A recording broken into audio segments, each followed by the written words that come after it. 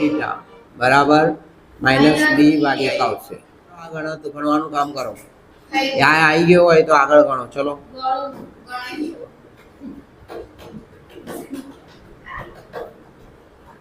હજુ આનો ગુણાકાર એક આવ્યો એટલે એક લખી દેવાના અને એક શેમાં છે પ્લસમાં છે તો પ્લસ આવશે. આનો આ તો હંમેશા માઇનસ જ આવશે 1x અને x નો સ્ક્વેર તો તમારો x નો સ્ક્વેર માઇનસ એક્સ પ્લસ 1 આ તમારી પદાવલી થઈ. હવે આની અંદર આલ્ફા પ્લસ બીટા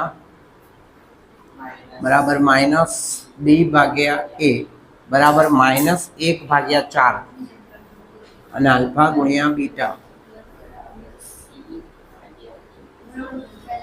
બરાબર સી ભાગ્યા એ. તો સી ભાગ્યા એ બી કેટલા આવશે 1/4 જ આવશે. બરોબર. હવે 1/4 એ તમારો ગુણાકાર છે, તમારું લાસ્ટ પદ બનશે. 1/4 તમારું લાસ્ટ પદ આવશે. એની આગળ શું આવશે નિશાન પ્લસ. હવે આ તમારું માઇનસમાં છે તો આ પદ હંમેશા માઇનસ તો હતું જ તું અને આ પદ પાછું માઇનસ છે એટલે બે માઇનસ અહીંયા ભેગા થશે. એક્સ તો આપણે આની જોડે લખીએ જ છીએ આ પદની જોડે અને આગળ એક્સ નો સ્ક્વેર. હવે આપણે અહીંયા 4 નો લસા લઈએ તો આ પદ 4 નો લસા લઈએ તો આની જોડે 4 ગુણાઈ જશે તો 4x સ્ક્વેર.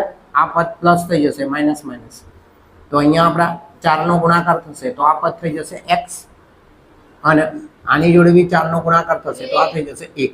તો આ તમારો જવાબ થશે. જોઈ લો જવાબ 4x + x + 1.